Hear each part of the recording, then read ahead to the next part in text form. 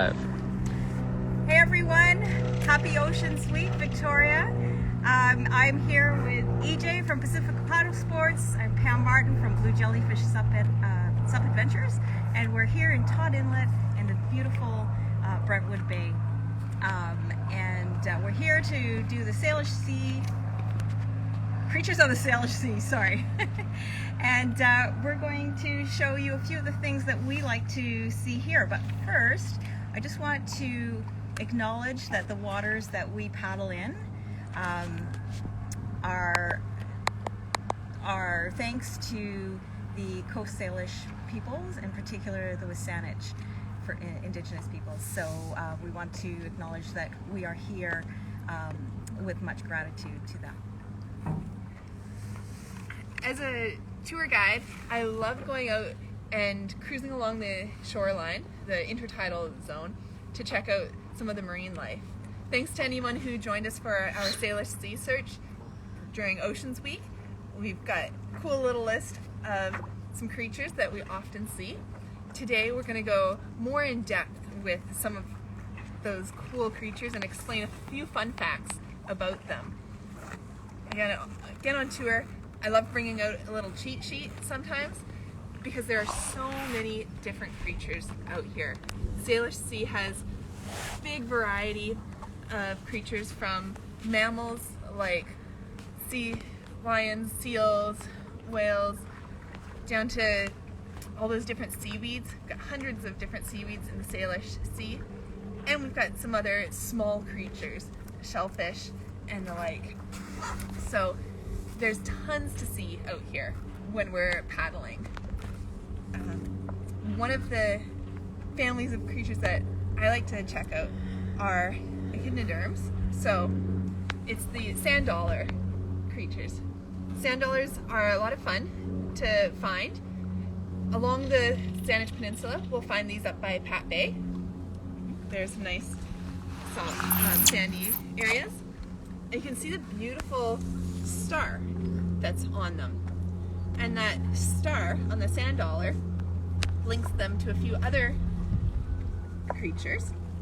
Can I interrupt just for a second? Sorry, EJ. I just wanted, we've forgotten to invite anyone who'd like to ask questions during our talk to just shoot away, and we will answer your questions as we go along. Sorry.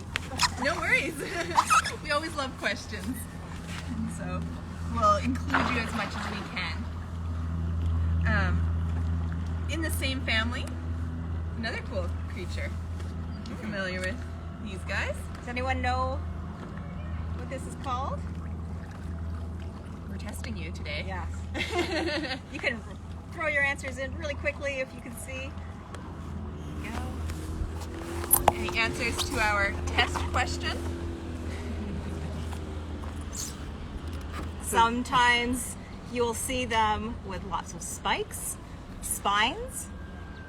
All those little purple spines there. These are just the shells, so we found them when we were beach combing prior. Answer to our test. Someone has said, is it a sea urchin? It is! Yes. Well done! Woohoo! Good answer. And what's remaining of this sea urchin is the test. Exactly. So, Exactly. So This is the test. Yep. So a bit of a trick question, as we have the test of a sea urchin there. So when it's dried out, you can see the different patterns in the little spines. It's kind of like that same star feature. And so another really cool critter in this family, something that's very colorful, and we'll find it along the shores here. Anyone know what's related to these two? I think. Whoa. Oh, my goodness! I think we have an answer swimming up to us. Who is this out paddling, swimming along? Wow. Hello, it's Abby. Hello. Hello, Abby. Thank That's you. something cool. Wow. Thank you for bringing us perfect answer. We've got a lovely leather star here. This is a beautiful one. Now, Abby is one of our kayak guides, so she's very careful when she is out in the water. very cautious about picking up any creatures. We're doing this as a demonstration, but we don't encourage everyone to just pull them up off the floor. And as a note, we are in a sandy area here along the shoreline, and so it was very easy for her to lift it from the sand bottom as opposed to peeling it off a rock, which you would never do. Mm-hmm. So the sea stars here come in multiple different colors and styles. These leather stars, also nicknamed garlic star, because they've got a garlic salt smell to them. Yum. Very smooth skin, and we often see them in different orange shades with that gray modeled in there. You want to talk a bit about the legs and the little... Sure, we have, this particular species has 5 arms, but other species will actually have even more. So as you can see, it's in keeping with the 5 radial markings on the sand dollar as well. So there's a similarity between them. We have a ton of tube feet here, hundreds of tube feet that they use to move and also to eat. And does anyone know what this little round orange circle is? You'll see it on the top of any of the sea stars there. It's an important feature for these creatures. An essential one. Yeah. Any online answers? Any answers? Nothing yet. I'm just gonna give it a little bit of water here. Not that it needs it. They can live up to 50 hours out of water if they are sheltered or safe under some algae, but we just want to give it some water. Yeah. I think we should reveal the answer. The answer is yes. This little circle is actually an organ that acts as a hydraulic pump, and it pumps water, it siphons water into the sea star, and which has a vascular system that's all water, and no brain, no blood, and it pumps it through into all these tiny little feet. There's hundreds and hundreds of feet, which then allows it to act as a hydraulic pump to help them move along, and also to latch on to bivalves and spread them open just a tiny bit to help them eat. Very cool. Yeah. The way they eat is pretty cool. I think we'll see another example here. Abby has another one. Want to introduce this guy? We got a purple ochre sea star. Very cool. And Abby, we'd just like to hand you this one so that you can put it back exactly where you found it. Thank you. There we go. So if you're able to touch the purple ochre, you'll find that it's not as smooth as that leather star. It's got a lot more rigid parts, the little spines on there, and it's got a really interesting pattern on it. It's similar to mottled stars, which are called like false ochres sometimes, because they'll often be confused for each other. You can see different patterns on each one. Usually we see purple ochres, but there are a few different colors to them. You can get pinkish up to like orangish stars, and we do see a handful of those colored ones in the Salish Sea here. You're talking about eating. Mm-hmm. It's actually really cool how they eat. Yeah, how do they eat? There's not much space here for all the internal organs and the stomach, but their stomach is in that center part. Now these guys love to feed on shellfish or bivalves, and so they'll take a mussel and they have to pry open that mussel. So in these tiny little tubes, and they're raised, they'll use them to crack open the mussel, and then their stomach is right in the center there, and they can actually bring their stomach out and then they can feed on the mussel, and then they can pull their stomach back in to the body, and it allows them much better lunchtime. So Abby's got our lunch right there. Great example of mussel. The sea stars are an important species in controlling the mussel population. If you go down to a marina or dock and just poke your head over the side of the dock, you'll see the underside is usually caked in tons of mussels. And so these guys will often be found feeding on them and keeping those populations low. So we love finding these guys on the shoreline.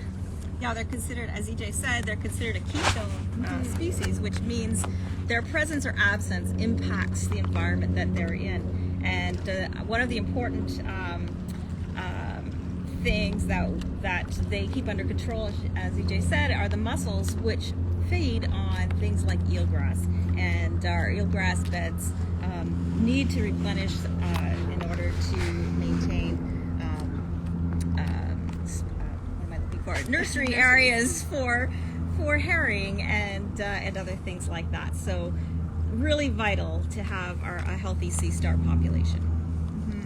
That eelgrass is an indicator of the healthy environments here. So when I'm on tour, I'm like, oh look, there's eelgrass on the bottom, and people are like, so we got a bit of seaweed and grasses. But the seaweeds are important because, like Pam said, they host so many other creatures. And so it's always really neat to see. I think Abby's got a few treats for us. And we're going to trade a little bit of salad for a sea star. There we go. All right. So, again, we've been careful in pulling up what's already drifted to shore, what have you, but we've got a few different types of kelps and seaweeds here. I love seeing this along the intertidal zone. You'll see it on rocks quite often, and so this is rockweed. Love the common sense terms of something found on the rocks. It's a seaweed. So our rockweed kelp is pretty neat because it's got these little pockets there, and the little pockets will help it to float. But did you know that you've got a natural... Yeah, I actually did know that. I know a fair number of people who actually use that, yes. As a marine biologist, Yeah. you've got a lot of these cool facts. But if you guys are out and you forgot to take your sunscreen on a really hot, sunny day, you can get the jelly-like substance in these little pouches and use it as sunscreen. And this stuff is everywhere along our shores, so pretty easy to find. What is the other one there? Is this sea lettuce? I think it is. I think it is. And so And you can see why it's called sea lettuce. Once again, it's a very apropos nomer. Okay. So we've got plenty of sea lettuce. That's a good example of it. Usually it's about 10 to 50 centimeters in size. So that's a good example. And is it edible? Lettuce is a good edible Yeah. seed. One of numerous ones that are edible. I've tasted bull kelp. You tested that one out? Yes. Bull kelp, it's quite salty. It tastes like salty lettuce when it's plucked directly from the ocean. But if you dry it out, it's used for tons of different things. And you guys might not be aware of all the different ways that kelps are included in your daily diet or some of the products that you use, like shampoos and body scrubs and what have you. But lots of good uses for kelp. But bull kelp is another really important part of the environment. And it's tied into a few different creatures too. It is, and also most of the seaweeds are very high in calcium and magnesium as well, amongst other things. And I don't know about you, but bull kelp has been very helpful to not only paddleboarders but kayakers. So kayakers can use kelp forests to buffer some of the waves against the rocky shoreline. And I've used it to just gently pick up a bull kelp frond, set it on my board, and it'll hold me fast there while I have my lunch. I've definitely used that too. We've done some current courses, or we're playing in a little channel, but not everyone in the course needs to be directly in that channel. So the rest of us do grab a couple pieces of kelp and loop it over our boards, and it works really well to hold it fast in place. I think the otters will use that too. I think otters will as well. Before we continue that though, maybe we should see if anyone has any questions that they would like to ask about anything we've talked about or anything ocean related. I'll give you a couple minutes just to plug in there.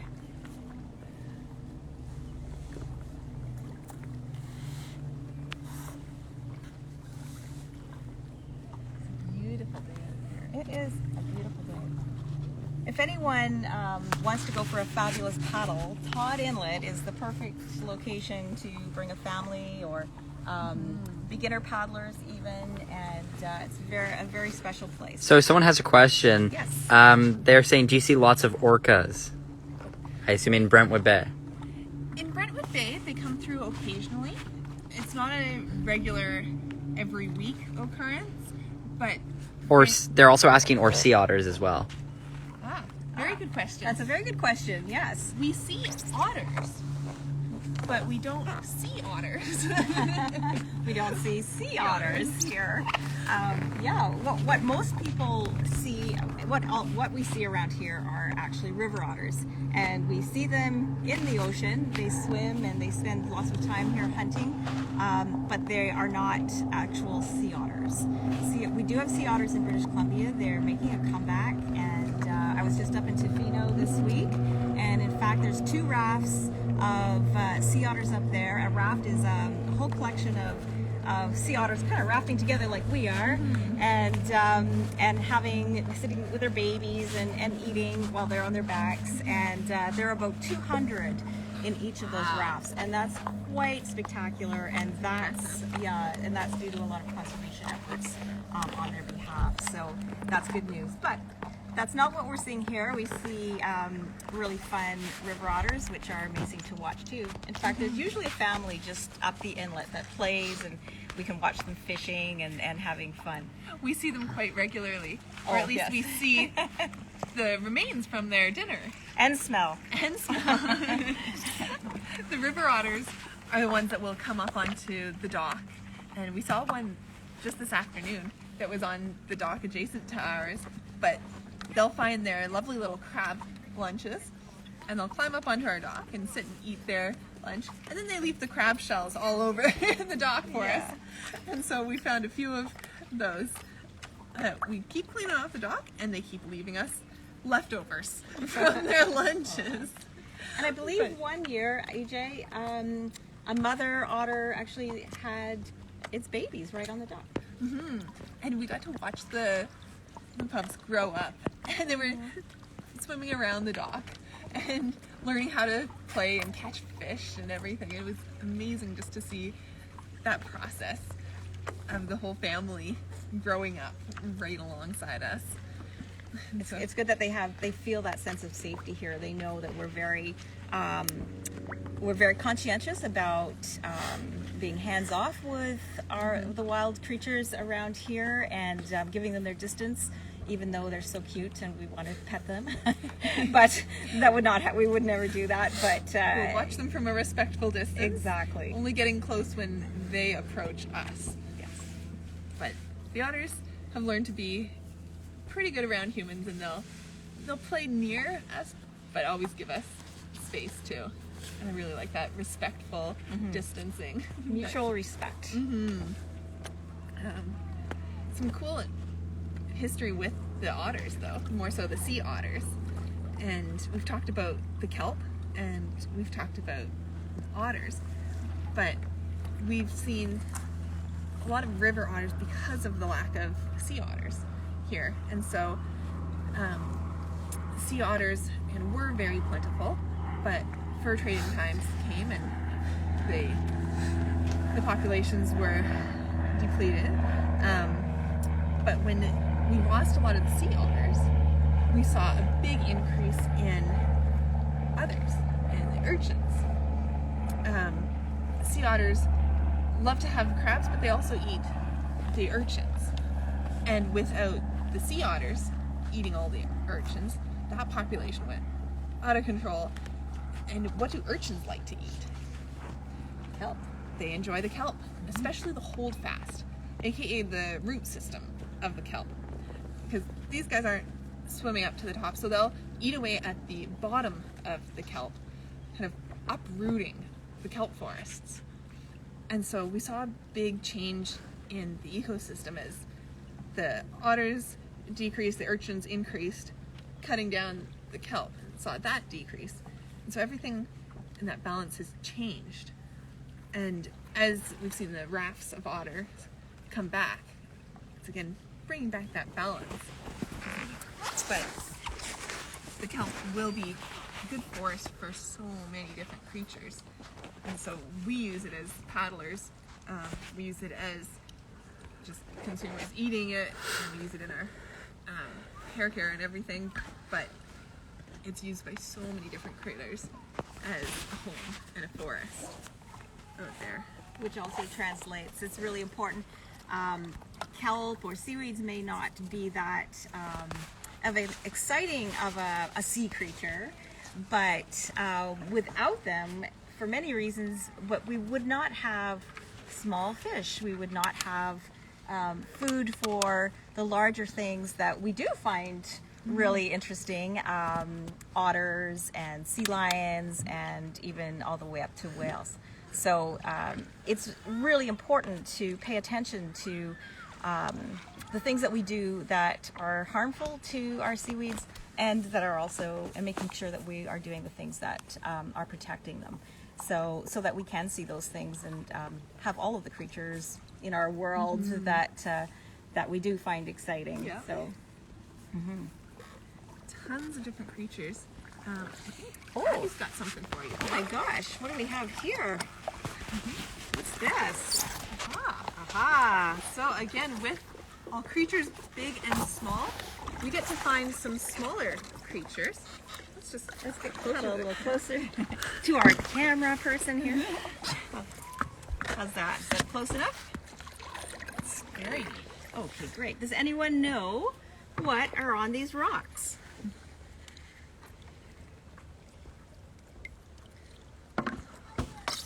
Some of them are alive, and some of them are not. I'm a bit of a nerd, and I get excited about Barnacles? We're both excited about this one.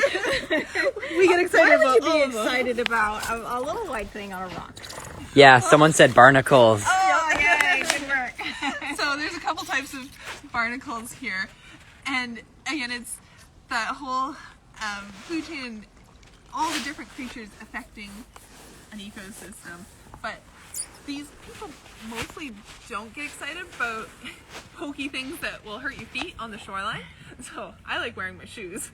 And barnacles can come in a few different sizes. We've got thatched barnacles, we've got acorn barnacles, and usually we'll see the tiny little ones, but sometimes I've seen big ones, and they're actually pretty cool when they're feeding. And so, although it looks like a solid critter, the inside of it kind of opens up, and then it has this feather-like thing as it moves, and they'll feed. Yeah. And If you walk down to the tidal pools anywhere in BC, very carefully, and when the tide is out, you can be really carefully. You can even take a great little video of it with your phone.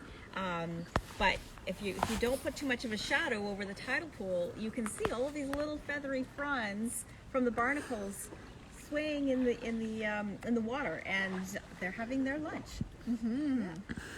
there's a lot of creatures that'll filter the water through and catch so many little nutrients there. You can see some of the oyster beds as the oysters will open up. And again, it's hard to see anything filtering the water, but sometimes we see it at night just because there's the bioluminescence here, and so we won't see the barnacles necessarily, or we won't see the oysters, but we'll see the movement that they cause is lighting up the bioluminescence or the sea sparkle in here, which is pretty neat. The bioluminescence, if you've never been on a glow tour, Pacifica Paddle Sports does this amazing glow tour where you come out in the evening and paddle up the inlet, and the world just sparkles every time you put in a paddle, and it's really quite remarkable, and something that I didn't know existed in BC when I moved here. I always thought it was somewhere, it was a phenomenon that was somewhere warm. Yeah. And so if you want a really exotic adventure, I suggest you come out and kayak or paddleboard out here one evening. It's just really quite something. It is amazing. So someone asked, can you do the glow tour on a sup? Yes. This week I was doing it on kayaks, but last week I had a family out on a paddleboard tour. We do those on Thursday nights each week. So we'd love to get you out. Pam and I were the starters of the glow tour, and it was a combo paddleboard and kayak adventure. We invited a couple others along and said, let's just go and watch it. Yeah, invite people out. And others heard and said, when's the next one? Yeah. I want to come too. Oh, I guess we got to offer these more regularly. Yeah. The wonderful thing about them too, especially as the summer progresses and the days are shorter, is not only do you get the bioluminescence, but you get the sunset. And it's just this all-round fabulous experience that I'm going to sign up for myself. I haven't been out for a while to do that, so Sounds good. Absolutely. Usually Abby's busy guiding those, but when she's not, she's finding us some other cool treasures. And what else do you like to find, Abby? Crabs! Uh-huh. We would like to just mention that the water temperature here is probably about, do you think it's about 12 Celsius today? 10 to 12 degrees Celsius? Which is Probably. pretty darn cold to be swimming around snorkeling in. Abby is in full a dry suit and gloves and booties. I'm just hoping that, how are you doing there, Abby? I'm doing well. Okay, good. Do you want to show off what you found? Sure. Cool little guy. Yeah. Squirming around. Ah. So, what kind of crab do we have there, Abby? He's, again, common sense names. This guy's purple, lives on the shore. Whoop. And he's an upside down. It's a purple shore crab. And is he, can we tell, is he a he or a she? Oh, Is it a he or a she? So, our marine biology expert. Okay, I wonder if we can get, you can hold it. So, holding him very carefully. Yeah. I don't know if you can see the underside of him. There. So, Pam, do you want to tell us Yeah. what we're looking at here? If you have a look at the shape of the design on his under shell, it is shaped like a lighthouse. So what we're looking for is either a little lighthouse shape or a little beehive shape. And the lighthouse is a boy, the beehive is a girl. Very cool. And when you find, yeah, oh, so like a cute. little lighthouse. Definitely a boy. So often you'll find, it's okay, you can, yeah, though their little pincers are pretty sharp. Often you find you find what you think is a dead crab on the shore, when in fact, usually it's not at all. It's the molt of the crab. So as the crab gets bigger, there's not much, its skeleton is on its outside as opposed to internally like ours are. So as it grows, what does it do? It has to somehow get out of there. So it pumps its body up with water.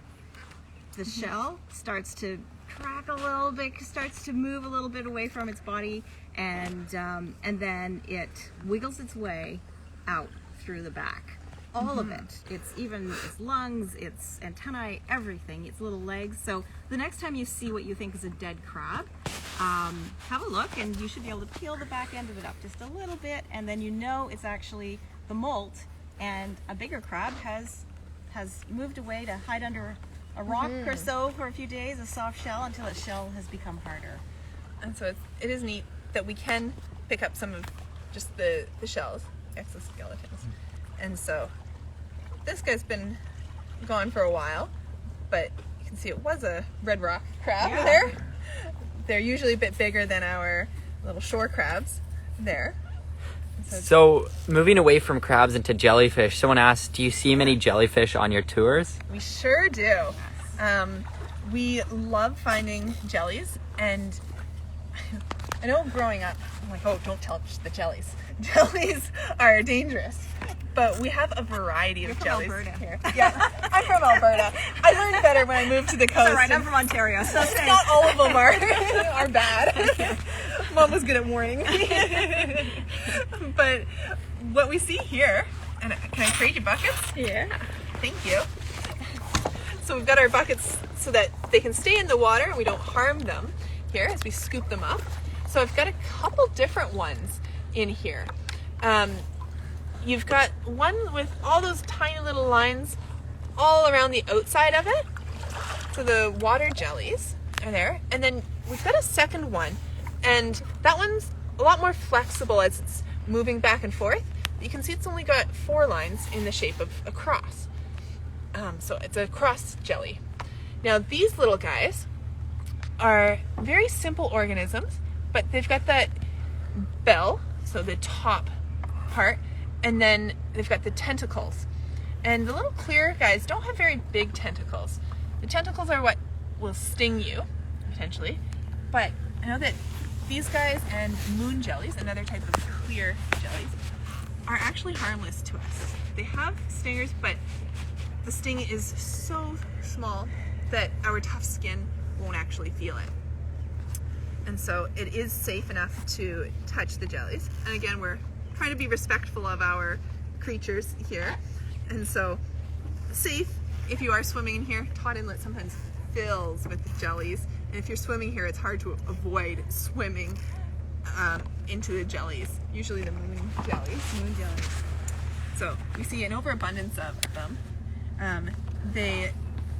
They're primarily water. They don't have a brain, and they don't have much power of propulsion. You can see when we zoomed in on them that they do pulse a little bit, but they're drifters, and so they get pushed with the currents, and they don't have a ton of control as to where they're going because they are fairly simple. So with those little stingers, we'll see some of the bigger jellies are the fried eggs. You've seen quite a few fried eggs. Fried egg jellies or egg yolk jellies, which look like fried eggs. fried eggs. Go figure. We also have the beautiful big red flower-like ones that are lion's mane jellies. And those guys can get pretty big, and the tentacles can be a deep red color. They are beautiful. And meters long. Yep. And also toxic. Those do sting, and you want to avoid those as much as you can. But we don't see a lot of those. Just on occasion, they'll come through. So it's not something to be scared about, worried about, but something to watch for. Usually, if it's colorful, avoid touching it. If it's clear, you're in the clear. That's right.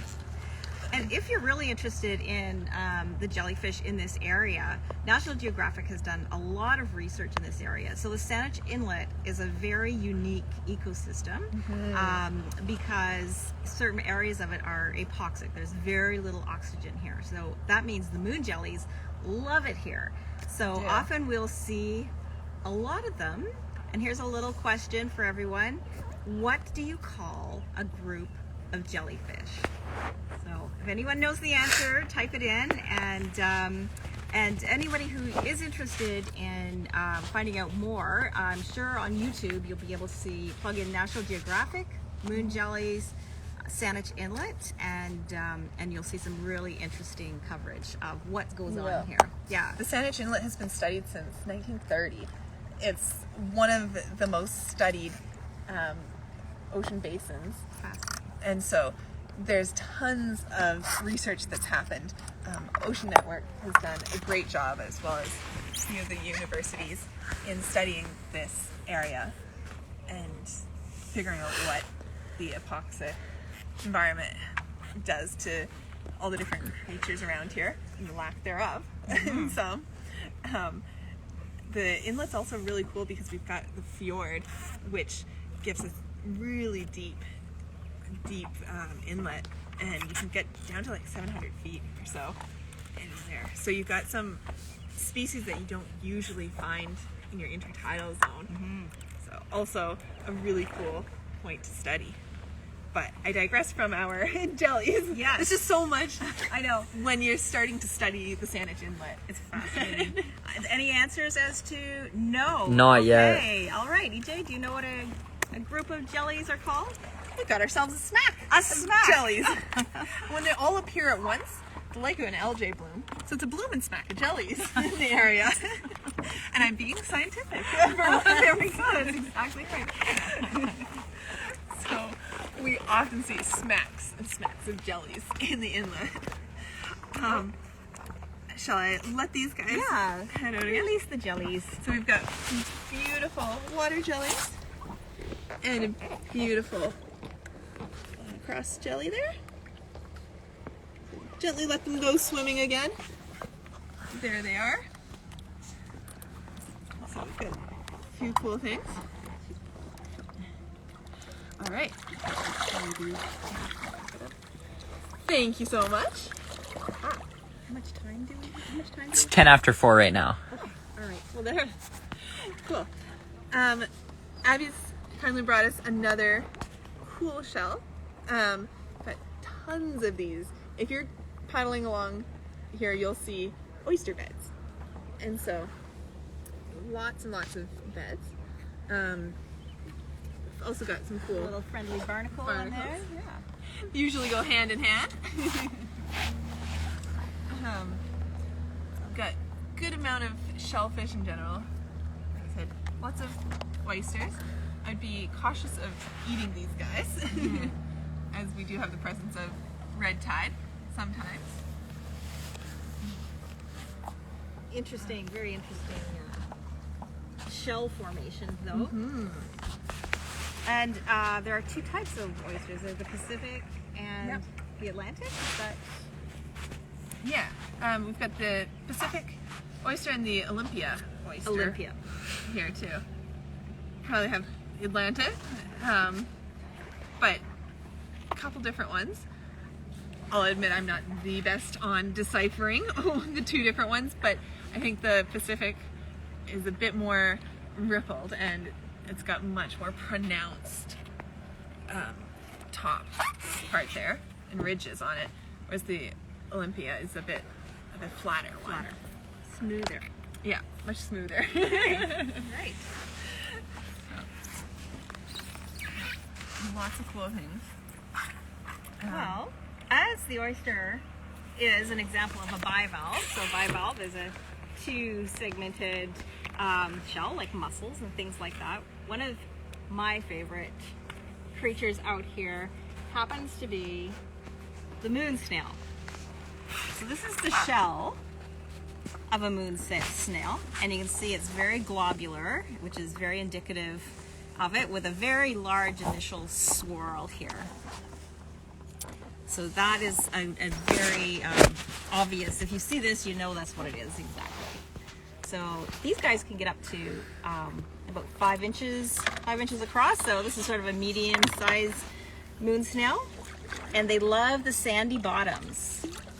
And the reason they do is because they glide along the sand, and they have a huge, when they come out, they have a huge pedal foot, essentially its body, that just glides along and acts like a snow shovel. So those of us from Alberta and Ontario, or not like a snow shovel, like a snow plow, are very familiar with that analogy.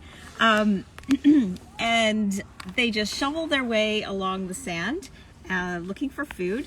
And one of the things that they do is actually, before we talk about their food, let's talk about how they reproduce, because that is one of the most fascinating things. And you may also have seen their very unique mechanism of laying their eggs. So the female will burrow into the sand, and she will encase her shell with her body, and she secretes a layer of mucus that she's picked up. She picks up sand and she secretes the mucus. So she has this layer of sand and mucus that she kind of presses against her shell, and then she lays her eggs. So thousands and thousands and thousands of eggs into that first layer, and then she creates another layer of sand and mucus, and she presses that up against that, so she has a lovely sealed collar of sand and eggs that fits around her shell. Then she burrows down a little bit deeper, and she scoots out, and she goes away from that sand collar and leaves them there. And what that looks like essentially is the bottom of a plunger. And it looks like some plumber's garbage essentially. And it has actually caused problems, because with all the great initiatives with beach cleanups, people have thought that that it was rubber garbage or plastic garbage, and have thrown them away. When in fact, they are just thousands and thousands and thousands of moon snail eggs.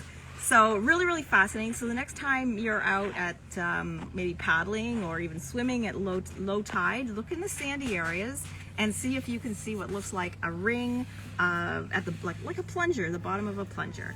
And if they are brought out of the water, they will dry up and die. So best just to observe them from above and just leave them settled where they are.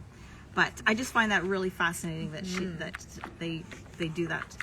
Such a creative job of creating a little nest for their eggs. Now, they're very sweet and beautiful, but they're also very carnivorous. So they love their bivalves, and what they do is they will find a mollusk, clam, and they will engulf it with their body, and they have a rasping mouth part called a radula, kind of like a tongue, like a raspy tongue, but it works like a drill. So it's actually quite a sophisticated process. They're a very sophisticated creature all around. And it just looks like a little snail, but so they actually secrete an acid-like chemical onto the shell, where they're going to burrow in with that rasping radula, and then they drill through the shell, and then they're able to, with that radula, they're able to kind of like scoop up all of the flesh inside. And this poor clam met its demise at the mouth of a moon snail, a Lewis moon snail. And you can see just how perfectly beveled and circular that the hole is that moon snail has created. Fascinating process. Yeah. And I wish that we had one today, but we couldn't find any today to show you. But again, they're really easy to find in the spring. So May, June is a really great time to find them, and you should be able to see them and their collars. Really popular out here. This morning I saw probably hundreds of them in Coles Bay. You have to be very careful when you're walking. But also very popular here. Any questions about the moon snail or anything else that we've talked about today, or anything else ocean related? And if you can't think of your questions today, not a problem. You can quiz both Pam and I, or any of the others that have joined us for Oceans Week Victoria. There's a lot of experts in this industry, and they've been able to share through a variety of events. But again, feel free to reach out through Instagram, Facebook, or in person. Come visit us and ask some more questions of the Salish Sea. We'll answer what we can now, but always happy to talk about this at other times as well. Absolutely. And today is the final day of Oceans Week Victoria. And we hope that you've been able to take part in some of the either online or this year, finally, some of the live activities. But we'll be continuing next year and next year. We will. And every year more organizations join us, which is wonderful. And there's lots of space for volunteering as well. So everyone can get involved. And schools and just everyone. So keep an eye out for next year's schedule and all of the fun activities we'll be doing next year as well. And this week's been a great introduction to some of the different organizations, and trying to learn more about what they do, whether it's seaweed or Cascadia seaweed, or learning more about what the museum has to offer. And all of the wonderful ways that people can enjoy the ocean and get into that blue mind stoke that we all feel when we're by the water, in or on the water as well. I know I love Oceans Week, but I love to keep that up throughout the year because this excitement is just part of everyday paddling for us to know, what's that? What's that? It's not hard to do this because it's why we're out paddling. I love the ocean. Yeah, and love sharing it. Love sharing it with others too. Yes. So, yeah. So I think on that note, unless there are any other questions, Timothy? No? Nothing. I want to really thank our crew, Abby, our snorkeler, and Timothy, our camera person. Thanks, Tim. And always EJ for joining. EJ and I doing this together. This is the year 3. It is. It's a fabulous cooperation. It is. And it's a wonderful way to have a finale for us for Oceans Week. So keep researching about the oceans, keep getting out in the water, on the water, learn as much as you can, and do everything you can to protect what we have here and make sure all of these creatures get a chance. Exactly. Thank you for joining us today. Bye. Bye.